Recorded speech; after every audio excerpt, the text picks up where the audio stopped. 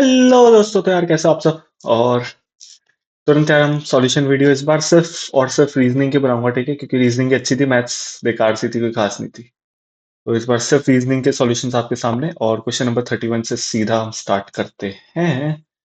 तो यार बोला क्या है क्वेश्चन में, पहले वो देख लेते हैं। उससे पहले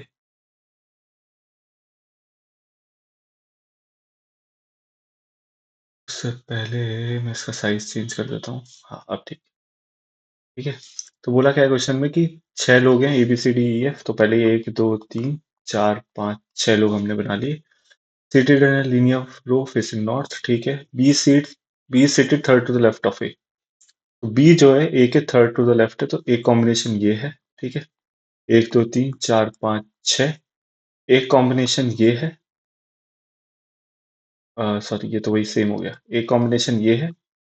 और 1 2 3 4 5 6 एक कॉम्बिनेशन होगा ये। मैंने सारे कॉम्बिनेशन एक साथ मार्क कर लिए। D is seated to the immediate right of F, यानी कि एफ और डी एकदम साथ साथ होंगे। How many people are seated to the left of E, हमसे पूछा है। अब ध्यान से देखना, C seated to the immediate right of A. ठीक है, सी जो है वो इमीडिएट राइट ऑफ ए है, तो यहाँ पे ये होगा, यहाँ पे ये होगा। ये वाला केस तो कैंसिल ही हो गया। ठीक है, ये वाला केस होगा ही। स्टेटमेंट वन को ही देख रहे हैं अभी हम। और E seated to the right of F. अब आप सोचो, एफ और डी साथ में आने, एफ और डी साथ में आने हैं। एफ और डी अगर यहाँ पे साथ आए, तो ई जो है वो राइट में कैसे होगा। ई तो फिर यहाँ आएगा, फिक्स हो गया, तो ये केस भी नहीं बनेगा। ठीक है, यानी कि एक ही केस बन रहा है स्टेटमेंट वन से, विच इज कि एफ इधर आए, डी इधर आए, और फिर ई इधर आए। तो क्या हम बता सकते हैं कि how many people are seated to the left of E. एक दो बिल्कुल बता सकते हैं।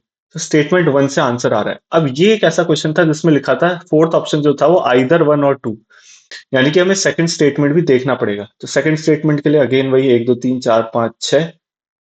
ठीक है, एक केस तो ये है कि जिसमें ए और बी यहाँ हो।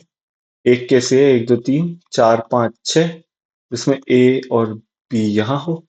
और एक केस मैं इधर बना लेता हूँ, 1 2 3 4 5 6 जिसमें ए यहाँ हो और बी यहाँ हो। ठीक है। और डी और एफ और डी तो वैसे ही है, ठीक है, वो बाद में देखेंगे। तो इसमें बोला है कि E seated to the right of C and only one person seated between A and D. A और ई के बीच में सिर्फ एक पर्सन है, तो यहाँ पे तो एक केस ये बना।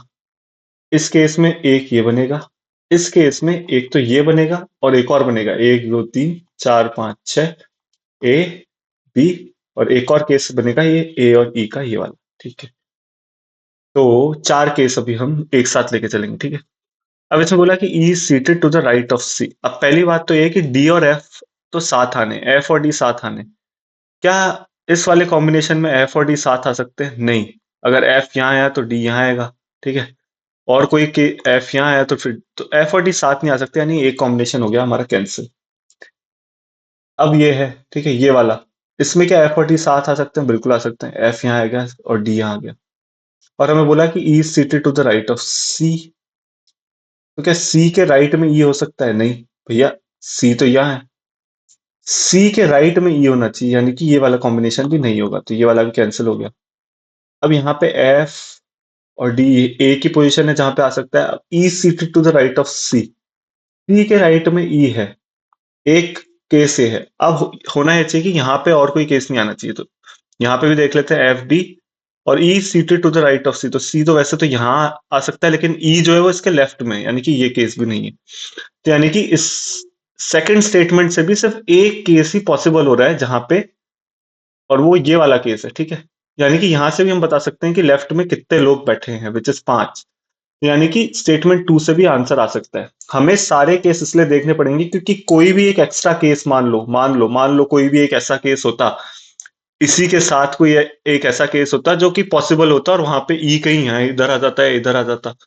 तो फिर उस केस में आंसर जो है वो 3 या 4 होता। ठीक है, 3 या 4 जो भी होता। ठीक है, 1 2 3 4 जो भी होता। तो जब दो केसेस बन जाए, मान लो कि सेकंड स्टेटमेंट ऐसा होता है जिसमें दो केस बन रहे होते, जिसमें एक से तो ई के लेफ्ट में 5 लोग आ रहे होते, एक से 4 लोग आ रहे होते। तो क्या हम कह सकते थे सेकंड स्टेटमेंट से? नहीं कह सकते थे। इसलिए हमें ये सारे केस बनाने पड़ेंगे। ये चीज आप ध्यान रखना। ठीक है, इस चीज को आप ध्यान रखना। स्टेटमेंट एनर्शन में ये एक अच्छा क्वेश्चन हो जाता अगर इसमें भी दो केस आ जाते। ठीक है, हालांकि आए नहीं, वो एक अलग चीज है। और ये एक अच्छा क्वेश्चन इसलिए भी कि आइदर वन और आउट, मतलब आइदर स्टेटमेंट वन या आइदर स्टेटमेंट टू, दोनों में से किसी भी स्टेटमेंट से आंसर आ सकता है। तो आपको ये भी ध्यान देना है कि दोनों स्टेटमेंट से इंडिविजुअल आंसर आपको निकालना है। दोनों से ना आए तो फिर बोथ से निकालना है, ठीक है। तो ये कुछ चीजें आपको इस क्वेश्चन के थ्रू ध्यान रखनी चाहिए, ठीक है। तो ये एक अच्छा क्वेश्चन है, मतलब मैं कहूंगा इसे सारे केस हमें देखने से इसमें। नेक्स्ट है यार ये वाला question, books are the finest companions. क्या बोला है हमें? बुक्स जो है फाइनेस्ट कंपेनियन है क्योंकि वो नॉलेज एक्सपैंड करती है, and they also assist you to build concentration. Okay. Online study material such as PDF notes video courses are popular since they are more convenient than books. ठीक है, ये भी ठीक लग रहा है स्टेटमेंट, ये भी ठीक लग रहा है।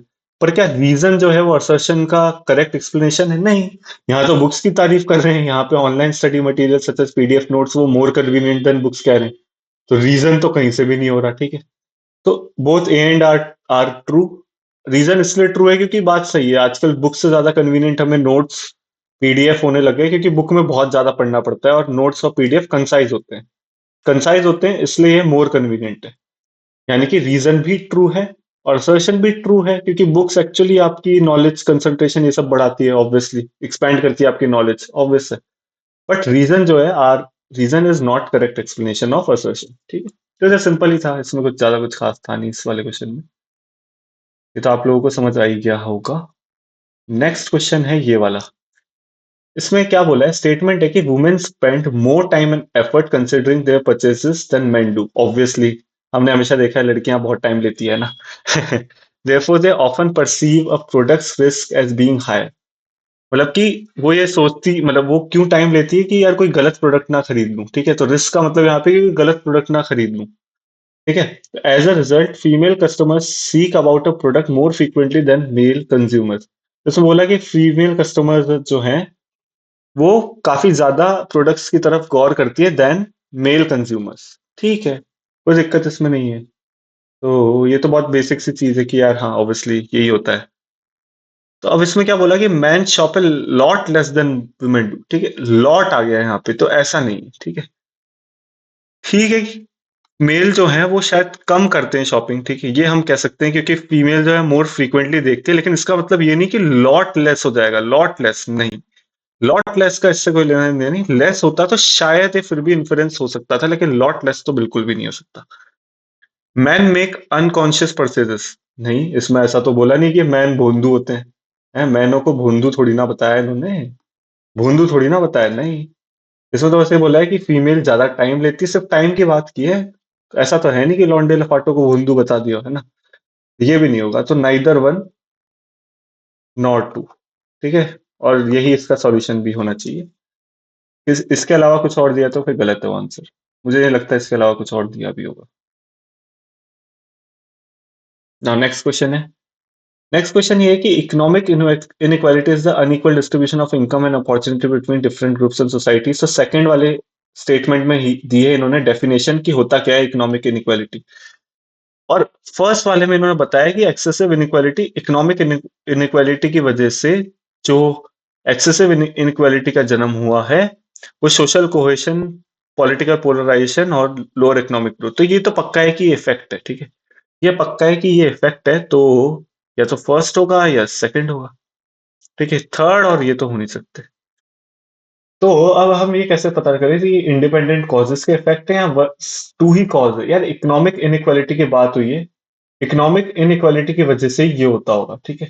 तो यहाँ पे इन्होंने डिफाइन किया है इसको, ये इकोनॉमिक इनइक्वालिटी को, और ये फर्स्ट स्टेटमेंट के लिए कॉज बन रहा है, ठीक है। फर्स्ट स्टेटमेंट के लिए सेकंड स्टेटमेंट जो है, जो इकोनॉमिक इनइक्वालिटी की डेफिनेशन है, वो एक कॉज है। कॉज है किस चीज की? कि पॉलिटिकल पोलराइजेशन हो रहा है, लोअर इकोनॉमिक ग्रोथ हो रही है, सोशल कोहेशन है, ठीक है। तो एक्चुअली में फिर इसका आंसर यही हो जाएगा कि सेकंड जो है वो कॉज है और one it's is is possible effect. कई लोग कंफ्यूज हो सकते हैं कि सेकंड कॉज कैसे हुआ, लेकिन सेकंड जो है वो इफेक्ट भी नहीं है, ठीक है। इफेक्ट भी नहीं है सेकंड, ठीक है। सेकंड कॉज कैसे हुआ इस पे आप कंफ्यूज हो सकते हो, लेकिन ये इफेक्ट तो कतई भी नहीं है।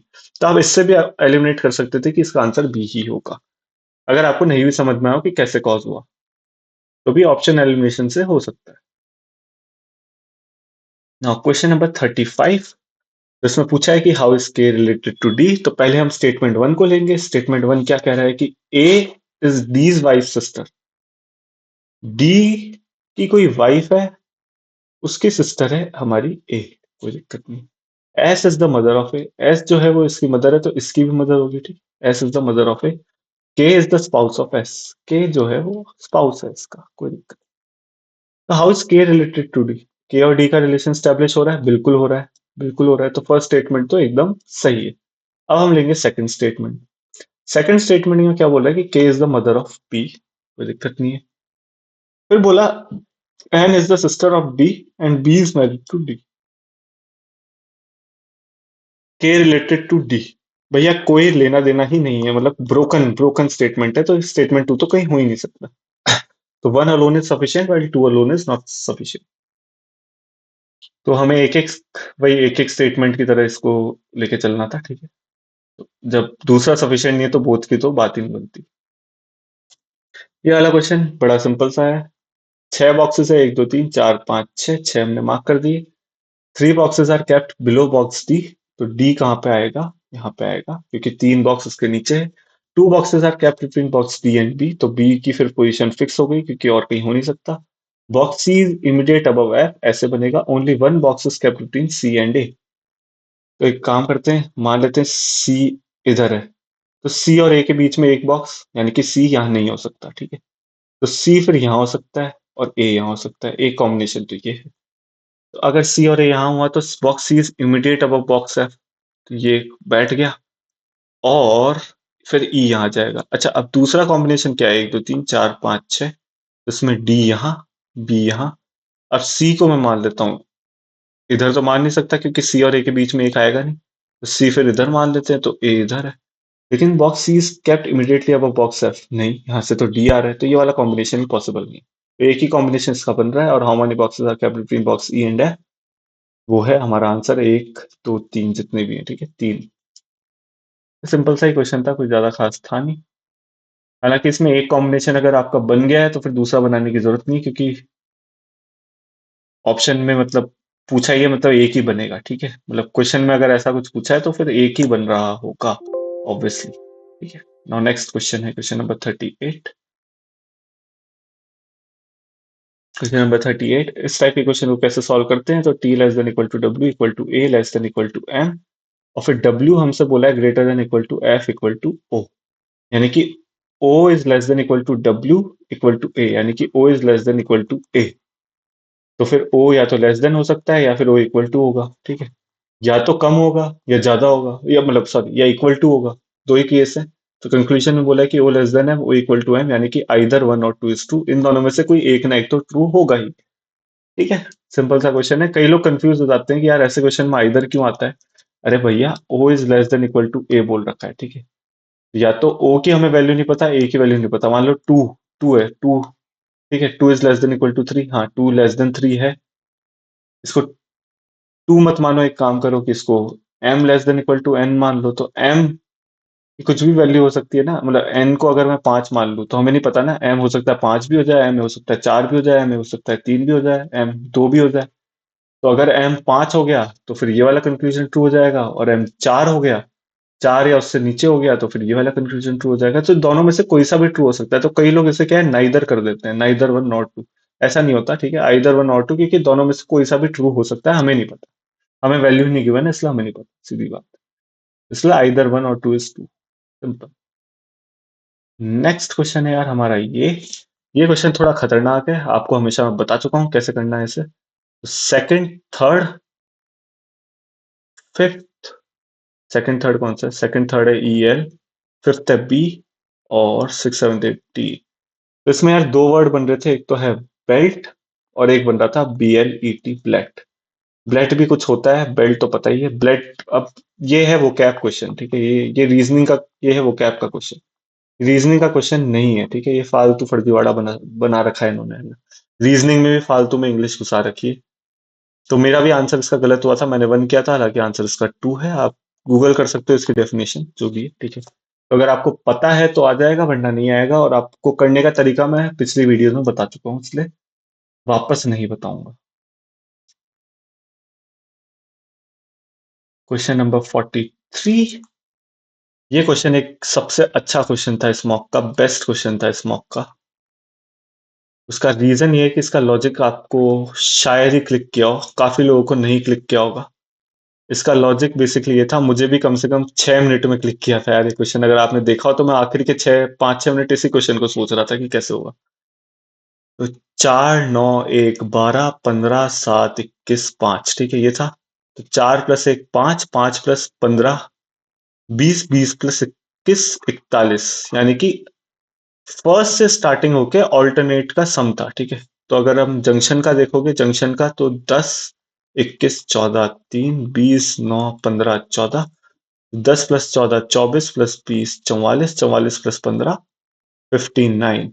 तो अगर विक्टोरिया का हम करेंगे तो क्या क्या लेंगे, ITRA ये लेंगे, सॉरी IIT क्या बोल रहा हूँ, VCOI ये लेंगे तो 22, 3, 15, 9 विच इज 25, 49। इसका आंसर आएगा 49।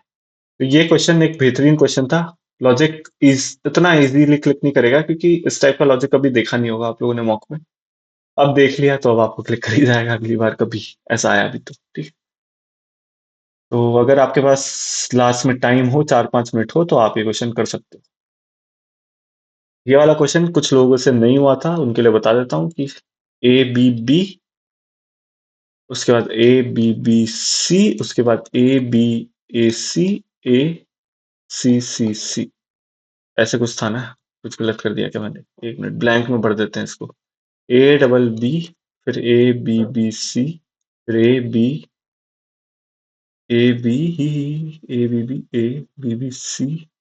ABCC और फिर ACCC, ठीक है। अगर ये पहला ऑप्शन मैं देख रहा हूँ तो इसमें लॉजिक क्या बन रहा है कि ए के बाद ट्रिपल बी आ रहा है, उसके बाद ए के बाद डबल बी के बाद सी आ गया, यानी कि ये वाला बी जो है ये एलिमिनेट होके सी हो गया, ठीक है। उसके बाद क्या हुआ कि ये जो सेकंड वाला बी था, यहाँ पे जो सेकंड वाला बी था ये यहाँ पे एलिमिनेट होके सी हो गया। उसके बाद क्या हुआ कि आखिरी वाले में ये वाला जो बी था ना ये भी एलिमिनेट होके सी हो गया, ठीक है। यानी कि पहली बार में जो आया था वो मतलब सबसे लास्ट से चालू होके सी होता गया, ठीक है। यहाँ पे सी हुआ, फिर यहाँ पे सी हुआ और उसके बाद यहाँ पे सी हो गया। ये इसका लॉजिक था, बाकी तीनों से कोई लॉजिक नहीं बैठ रहा था, ठीक है। ये मैंने करके देखा था बाकी तीनों से भी पूरा, तो सिर्फ एक ही लॉजिक बैठ रहा था विच इज दिस वन। और उसका लॉजिक ये था कि पी पहली बार में यहाँ सी हुआ, उसके बाद में दूसरा पी सी हुआ, उसके बाद में तीसरा बी सी हुआ, ठीक है। ए एज इट इज रहा। तो ये इसका लॉजिक था। अगर किसी को नहीं आया हो तो अब आ जाए। और ये है हमारा मॉक का लास्ट अच्छा क्वेश्चन जो मैं कहूंगा। तो एम इंफिनिटी एच का मतलब है M is the father of H daughter, यानी कि एच की जो डॉटर है उसका फादर है एम। अगर एम उसका फादर है तो एच क्या होगी, मदर होगी। एच ओम R means H is the wife of the R father. H जो है आर के फादर की वाइफ है, यानी कि आर फिर ये हो गया, ठीक है। यही होगा या फिर कुछ और भी हो सकता है, हम नहीं कह सकते कि आर यही होगा, ठीक है। इसमें दो कॉम्बिनेशन भी हम बना सकते हैं कि भैया ऐसा कुछ है और फिर आर ऐसा होगा, ठीक है। हमें नहीं पता। अब ये देख लेते हैं कि R R is the sister of N's brother. R is the sister of N's brother. N है कोई, एन है, एन का कोई ब्रदर है। ये मैंने शायद जेंडर मार्क कर दिया इसका। R is the sister of N's brother. R is the sister of N का कोई ब्रदर है, उसकी सिस्टर है आर, ठीक है। कोई दिक्कत नहीं है। तो ये मतलब आपस में भाई बहन है जो भी है। एन का हमें जेंडर नहीं पता अभी, कोई बात नहीं। और यहाँ पे भी ऐसे कर सकते हैं हम कि एन और ऐसे, दोनों से आंसर सेम ही आएगा, लेकिन यहाँ फैमिली ऑफ 6 मेंबर्स है, ठीक। ये हमें ध्यान रखना पड़ेगा। तो एन सी, इसका मतलब क्या है कि N is the brother of P's father, यानी कि एन जो है वो ब्रदर है पी के फादर का, पी के फादर का। यानी कि यहां से ऐसा कुछ हुआ, ये पी का कोई फादर है, उसका एन ब्रदर है, ठीक है। और यहां से ऐसा कुछ होगा कि पी का फादर ये है और एन उसका ब्रदर है। यहाँ पे 1, 2, 3, 4, 5, 6, 7 मेंबर हो गए, यानी कि ये कॉम्बिनेशन नहीं होगा, फिर यही वाला कॉम्बिनेशन हमारा सही है, ठीक। तो हमसे पूछा क्या था, पूछा ये कि एच रिलेटेड टू पी कैसे है। तो एच जो भी है, एक तो फीमेल है और थर्ड जनरेशन सेकंड जनरेशन में यानी कि ग्रैंड मदर। ठीक है, बहुत ही सिंपल सा ये क्वेश्चन था। तो हमें हमेशा ऐसे 2 केसेस बना लेने चाहिए ऐसे केसेस में, क्योंकि हमें नहीं पता कि यार इसी की बात हो रही है। ये तो हमें बाद में पता चल रहा है कि अच्छा 6 मेंबर है तो ये वाला कॉम्बिनेशन कैंसल हो रहा है और फिर ये वाला कॉम्बिनेशन अकेला बन रहा है, ठीक है? तो ऐसे केसेस में 2 केसेस बना लोगे तो सेफ रहोगे, वापस नहीं करना पड़ेगा वरना क्या है, अटक जाओगे, अटक जाओगे और अटक गए तो फिर खत्म, खत्म है मामला, ठीक है? तो भाई इस बार मैथ्स के सॉल्यूशन इसलिए नहीं करा रहा क्योंकि मैथ्स इजी थी, एक ही क्वेश्चन अच्छा था व्हिच इज ऑफ मिक्सचर वाला, वो मुझे भी नहीं आया था तो मैं क्या ही कराऊंगा, ठीक है? तो इसलिए इस बार सिर्फ रीजनिंग के आपको सॉल्यूशन बताएं कैसे कैसे क्वेश्चन को अप्रोच करना था। रीजनिंग अच्छी थी इस बार, मतलब ठीक थी, एक दो क्वेश्चन काफी अच्छे थे मतलब। और ये आखिरी सॉल्यूशन वीडियो थी, last solution video from my side. अब इसके बाद हम शायद ही किसी मॉक रिलेटेड वीडियो में मिले। Bye bye guys, take care, thank you.